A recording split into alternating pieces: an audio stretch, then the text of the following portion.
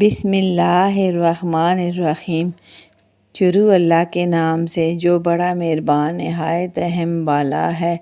Welcome to the G voice.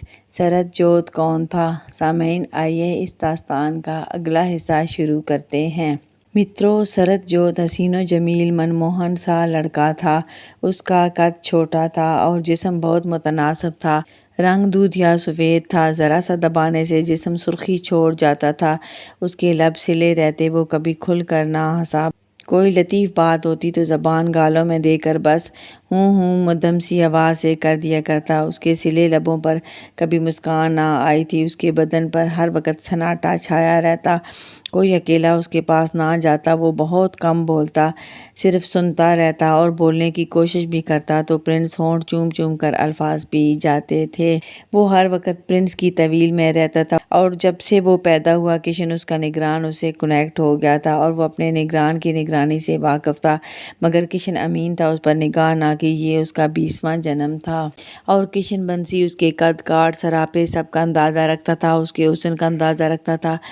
मगर उसकी नज़रें सरद जोत के सरापे से सैर ना हुई थी। वो अमीन था तो सरद बेफिक्र था कि उस पर वो निगाह नहीं करेगा। हाँ, सरद किशन का कई बार जायज़ा ले चुका था। वो कले के सारे व्यू से वाकिफ था और किशन उसके व्यू लेने पर मुस्कुरा दिया करता और बेनियाज रहता सरद जोत की निगरानी से। मित्रों, जब सूरजबंसी को कैद हो गई तो उसने तिहाड़ जेल से अमृतसर मंडी के एक आरती को ख़त लिखा।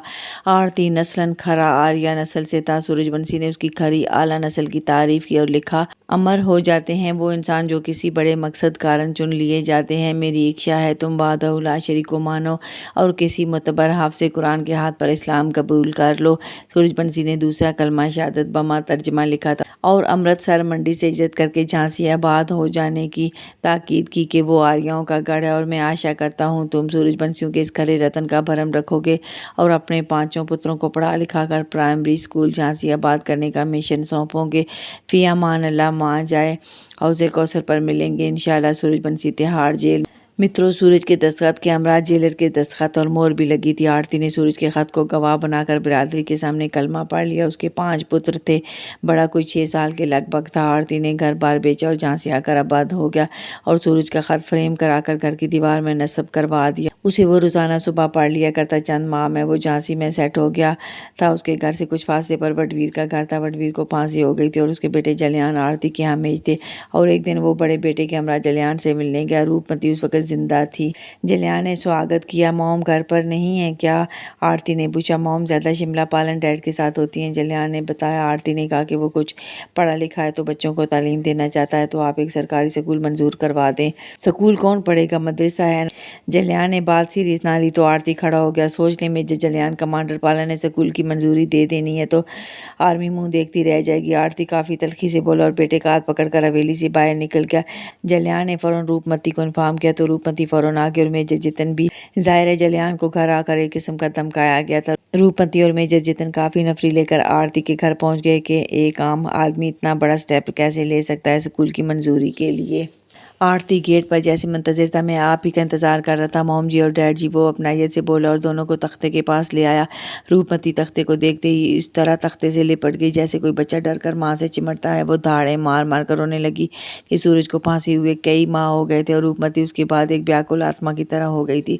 सफ़ेद लिबास उसके बदन का हिस्सा बन गया था तो पालन अकेला ना छोड़ता कि वो रातों को झांसी में फिरती रहती थी और उसे नुकसान भी पहुँच सकता था। कुछ दिनों में ही स्कूल की मंजूरी होगी और प्राइमरी आर्मी पब्लिक स्कूल घर के साथ बन गया। स्कूल में 2000 लड़कों की गुंजाइश थी और सिर्फ लड़कों का स्कूल था। सूरजबंसी का खत घर से निकलवा कर स्कूल के इफ्तिताई शनाख्ते पर नस्ब कर दिया गया और स्कूल का नाम सूरजबंसी आर्मी पब्लिक स्कूल झांसी रखा गया। स्कूल की वसी हो रही इमारत में सारा दिन आरती के 5 बच्चे दौड़ते रहते कि वो स्कूल के मालिक वारिस थे। समा सिरकने लगा। बेटे बाप से ही लिखना पढ़ना सीख गए। सारा दिन जलियान आर्मी वर्कर्स को लगाए रखते। वो घर घर से चोरों को उठाकर स्कूल छोड़ते। आरती के बड़े बेटे का नाम हेड मास्टर था। हेडमास्टर की एक लपालक बेटी थी मिस हानिया। वो अव्वल जमात को पढ़ाती। आरती के दूसरे बेटे का नाम दोएम मास्टर था और वो दूसरी जमात को पढ़ाता था। तीसरे का नाम सोएम मास्टर था और वो तीसरी जमात को पढ़ाता था। चौथे का नाम चहारम था और वो चौथी जमात को पढ़ाता था। पाँचवें का नाम पंजम मास्टर था और वो पाँचवीं को पढ़ाता था। छोरे रोज स्कूल से भाग जाते। जलियान ने तगड़ा सा गार्ड स्कूल के आगे बिठाया हुआ था। छोरे एक दूसरे पर खड़े होकर दीवार फलांग कर भाग जाते कि मास्टरों का एक ही काम था, सारा दिन छोरों को कुटना था और हेडमास्टर का काम था मास्टरों को कुटना। स्कूल में इतना रौला के कान पड़ी आवाज़ ना सुनाई देती। सारी इमारत पक्की थी और पक्के कमरे थे। कमरों में मजबूत टाट बिछे थे, उन पर लड़के बैठते थे। निक्कर शर्ट खाकी रंग की स्कूल से मुफ्त हर साल मिलती और एक कच्ची का कायदा मुफ्त मिलता। हर लड़के के पास कपड़े का बस्ता, सिक्का जो सेल कूद कर अंदर से निकलता था, तख्ती, गाची और कलम दवात और कायदा होता। जो लड़का दिन भर 10 तख्तियाँ पोंछ लेता उसे शाबाश मिलती। तो मित्रों, लड़का तख्ती सुखाकर सिक्के से 2 कांटे लगा के आकर चिल्लाता, मास्टर जी तख्ती पोंछ आवा। मास्टर खुश होता और गिनती करता रहता कि किसने ज़्यादा तख्तियाँ पोंछी हैं। लड़के एक जमात में 5-5 साल पढ़ते रहते और जड़ें बन जाते। 5वीं तक जाते जाते 5वीं तक खत लिखना, पढ़ना और हिसाब करना आ जाता था। पंजाबी बोली जाती और स्कूल से 5वीं का डिप्लोमा देकर आर्मी वाले धर के ले जाते। ब्रेक टाइम आर्मी की तरफ से मूंगफली की 5 बोरियां और एक गुड़ की बोरी आ जाती। तो मित्रों, वो तमाशा लगता कि अल्लाह पनाह, हर जमात में 400 के लगभग लड़का घुसा होता था और पढ़ाने वाला एक मास्टर था। और मित्रों, जल्द हेड मास्टर का अब जलियान के घर पर पूरा होल्ड हो गया। रूपमती जलसे में मारी गई थी। हेड मास्टर की मान मानता थी तो जलियान बहुत अदब एहतराम करते थे और बहुत मशवरे करते। हेड मास्टर मिजाज का बहुत तेज मगर एक ज़हीन इंसान था और जलियान से बहुत मोहब्बत शफकत रखता था और उनके अदब एहतराम को भी जगह देता। और जलियान को अक्सर बावर कराता कि हम बहुत अमीर थे, बाप दादा आरती थे, मगर इज़्ज़त और हुर्मत इस तरह से ना थी। सूरजबंसी ने ख़त नहीं लिखा, हमारी तकदीर बदलने में खुदा से सिफारिश की थी और इज़्ज़त और हुर्मत हमारे नसीब में सूरज की सिफारिश से लिख दी गई। शरद जोत पैदा हुआ तो वतन नारायण ने हाथों में उठाया था। हाथों की लालियां कई दिन ना गई। वो किशन को मजबूर करते हैं कि उसे स्कूल दाखिल करवाओ। किशन सख्त नाराज़ हुआ कि वो भी चिले से नहीं गुजरा, स्कूल कैसे आए। समरीन शिमला लैब में होती थी कि उन्हें इतला मिली कि नवजोत की वाइफ को हॉस्पिटल ले गए हैं। वो जीप उड़ाती हॉस्पिटल आई तो वतन नारायण सीढ़ियाँ उतर रहे थे। वतन नारायण तेज़ी से सलाम करके निकल गए। असर की अजान हो रही थी। वो घबरा गई और 2-2 सीढ़ियाँ फलांगती ऊपर आई। लिफ्ट रुकी हुई थी। वो पार्किंग में मुकेश जी की गाड़ी में उनकी वाइफ को भी देख चुकी थी। लेबर रूम में प्रिंस सरजोत को गर्दन से लगाए बुत बने खड़े थे कि समरीन ने फ़ौरन बच्चा ले लिया तो उसके मुंह से शहद की खुशबू आ रही थी। गुट्टी किसने डाली, वो बेचैन पूछती थी। कमांडर नारायण ने, नर्स ने बताया। सर्द को समरीन ने नहलाकर हाथों पर उठाकर सारा उलट पुलट कर देखा। उसका जिस्म क्रिस्टल पत्थर की तरह चमक रहा था और वो एक मुकम्मल बच्चा था, बस साइज़ कम था। और समरीन कहती हैं, बहू मन चरी है, खाती पीती कुछ नहीं थी तो बच्चा कमज़ोर है, मगर मेडिकल लिहाज से डॉक्टरों ने बच्चे को बिल्कुल फिट करार दिया। प्रिंस की जिद के बावजूद समरीन ने 40 दिन अपने पास रखा। वो 40 दिनों में मोटा तो ना हुआ मगर जान खूब पकड़ गया और लाते बाजू हिलाने लगा। कलकारियाँ बीमार था मगर प्रिंस हर वक्त मुंह में मुंह डाले चाटियाँ लेते रहते तो सर्द को इस काम की बड़ी बुरी आदत पड़ गई। प्रिंस दूर होते तो उसे ज़रा सी ज़बान दिखा देते तो वो बुरी तरह चीखें मारता। भाई के पास जाने के लिए सर्द के साथ ऊपर तले 3 और लड़के पैदा हो गए तो किशन ने हेडमास्टर को भेजा। वो जाकर अमलजोत का कान पकड़ लेता है, आपके काका आया तो मैं बड़ा मारूंगा तुम्हें। हेडमास्टर घर का करता धरता, उसकी हर बात मानी सुनी जाती थी। वतन नारायण किशन को मजबूर करते हैं कि उसे स्कूल दाखिल करवाओ। किशन सख्त नाराज़ हुआ कि वह भी चिले से नहीं गुजरा, स्कूल कैसे आया। आखिर खुदा खुदा करके वो 2 साल का हुआ तो हेडमास्टर को किशन ने भेजा। वो रोते पीटते को उठा के स्कूल ले आया और कहा, कल इसके साथ बस्ता, तख्ती, गाची, सिक्का और कलम दवात होनी चाहिए। समरीन ने मजबूत कपड़े का बस्ता सिलाई कर दिया। दूसरे दिन मास्टर आया और ले गए तो हेडमास्टर ने कच्ची का कायदा दिया कि ये पढ़ना है। शरद स्कूल में सारा दिन प्रिंस भैया चीखता रहता। मित्रों, सरजोत बहुत ही ज़्यादा खूबसूरत बच्चा था। दूध की तरह सफ़ेद और शीशे की तरह शफाफ था। चिकना जिस्म था, छोटी सी निकर पहनी होती, टांग पर जड़ा हुआ रामीस बंधा होता था, मतलब वो थाई पर एक जेवर बांधता था। और गर्मियों में मुख्तसर सी बग़ैर बाजुओं के जैकेट होती जिसे सीने पर एक हुक होता है। ये किसी ठंडे ऊन से बनी होती। बेल्ट भी हीरों से जड़ी होती। जब वो पैदा हुआ तो उज्जवल ने 6 लाख नकद देकर प्रिंस के साथ उसका 1000 जोड़ा रामीस समेत जुराबों समेत प्रिंस के साथ भिजवा दिया, जो 5 साल तक की उम्र तक वो पहन सकता था। उज्जवल ने प्रिंस से कहा कि जब 5 साल का हुआ तो लाते हैं बाजू को ले जान पकड़ जाएंगे तो 1000 का। अच्छा इसका मैं दे रहा हूँ, 5 साल इसे काफ़ी होगा तो छठे साल में लग दे, इसे नाचने पे लगा देंगे तो ये खुद कमाने लग जाएगा। वेट ड्रीम हुआ तो फ़ोटो सेशन करवा के मार्केटिंग करवाएंगे तो खुद ब खुद गाहक मिल जाएंगे। प्रिंस ने हाँ में हाँ मिलाई और ये उज्जवल साथ साथ उसका ख़रीद कर रखता रहा था। और घोड़ों की खालों से साल से लेकर 5 साल तक के पैर के नाप के जूते भी थे, गर्मियों और सर्दियों के। प्रिंस के साथ फिर शरद जोत भी उज्जवल से बहुत मोहब्बत रखता था और पापा कहकर याद करता। जिस जगह पे प्रिंस लोग रहते थे वो जोधपुर इलाका कहलाता था और जोधपुर में बहुत आर्याबाद थे और सब उनके रिश्तेदार भी थे, वरना कबीला तो एक ही था।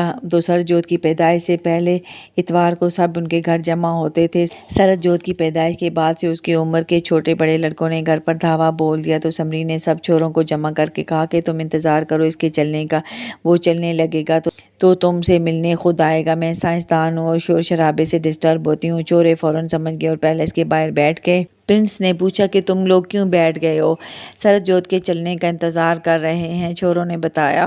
प्रिंस को ये देखकर हंसी आ गई, जबकि समरीन आकर डांटने लगी कि अभी वो थोड़ी चलने लगेगा, माँ के डेट से कोई 4 घंटे पहले निकला है। तो तुम घरों को जाओ और साल बाद आना। वो घरों को दौड़, मगर वालिदैन का नाटका बंद कर दिया कि अम्मा साल हो गया है, अब हम जाएं। आखिर चंद मर्द घर गए और प्रिंस से कहा कि शरद को बाहर लेकर आए, मैं इसको मिलने पे दान रखूंगा। प्रिंस बोले जब ने जाएगा देखने तो दान रखिएगा, अभी हमें दे। एक आदमी ने उचक लिया और बाहर आकर सब लड़कों को दिखाया नंगा करके, कितना चिट्टा है। लड़के रोने लगे, प्रिंस भी उसे उठाए बाहर आ जाते थे। लड़के दूर से देखते प्रिंस की वजह से करीब ना आते कि शरद साल से पहले ही चलने लगे और बाहर निकल आता। आर्मी एरिया था, जगह जगह सिक्योरिटी गार्ड थे। प्रिंस आरजू आबरू गेट के बाहर टेनिस खेला करते थे तो लड़कों ने बहुत खुशी मनाई कि साल गुजर गया है और पहले ही दिन उसे घुल मिल गए। शरद घर ना चलता मगर बाहर निकल आता था। लड़के चिमटे रहते और उसे चूमने के साथ साथ बुरी तरह चाट खाते। तो कितना मीठा है, बिल्कुल चीनी की तरह, उनके मुंह ना थकते। शरद भी लड़कों को बहुत प्यार करता था। हाँ एक बात समझाता, आपस में चाटियां ना लेना, मैरिज को मुझसे सैर होके खाओ।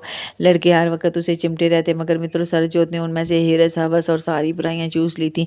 शरद आना था तो वो सिर्फ सच्चे आशिक रह गए। घर के काम काजों के साथ वालिदैन बहन भाइयों से मोहब्बत और जिम्मेदारियों की अदायगी के बाद वो शरद के पास दौड़ते और वो सब सारा दिन पार्क में घुसे रहते। प्रिंस भी सारा दिन हेडक्वार्टर से घर दौड़ते रहते, उसे उठाकर उछालते घर ले जाते। वक्फे वक्फे से शरद को आरजू आबरू भी ले जाती, प्रिंस ललित भी ले जाते और लड़कों को भी समझाते। तो लड़कों ने औकात समझ लिए खेल के वो वक्त पर पार्क दौड़ते और जोधपुर में सारा दिन दौड़ने लगी रहती थी। मित्रों एक दिन शरद जोत की अखबार पर नजर पड़ी तो मुकेश जी की तस्वीर सामने थी। वो सफ़ेद कुर्ते पजामे में थे। शरद धड़ाम से गिरा और बेहोश हो गया। किसी ने हेडमास्टर को भेजा। शरद हॉस्पिटल में होश में आया और चीखें मारता था। यादाश्त चली गई है, कोई चिल्लाया। वतन नारायण भी पहुंच गए थे और हाथों पर उठा लिया। शरद उनकी गर्दन के गिर टांगों से कैंची मार लेता है, वो संभाल लेते हैं। लड़कों ने भी हॉस्पिटल सर पर उठाया हुआ था। वतन नारायण ने जलियान को डांटा कि पहले ही तुम्हें समझाया था कि अखबार शरद जोत के सामने ना आए। जलियान लोगों ने शरद के जिंदा बच जाने पर सदका दिया। कोई कुछ आंक रहा था, कोई कुछ के चंगा हो गया। कमांडर आए गए, शरद झूठा मरन ही लागा था। शरद जोत को हॉस्पिटल से घर लाया गया। सारे उसके गिर जमा थे। मगरिब हो गई, घर नमाज पढ़ी तो इशा टाइम। हेडमास्टर नथने बुलाए मौजूद थे, हाथ में खतरनाक जमूर था। प्रिंस समेत सब सर पर रुमाल बांधकर मस्जिद दौड़े। किधर भाग रहे हो? हेडमास्टर चीखा। इशा पढ़ने जलियान ने बताया, ताला है मस्जिद को और आइंदा घर नमाज पढ़ी तो नाखन में आकर उतार लूंगा। क्या कोई नया कानून लगा है? पहले तो कज़ा पर नाखन उतरने थे। प्रिंस ने मध्यम पने से दरियाफ्त किया। हेडमास्टर ने कोई सोचा, अच्छा ठीक है कज़ा वाला ही कानून है मगर जमात की पाबंदी ज़रूरी है, वजाहत की गई।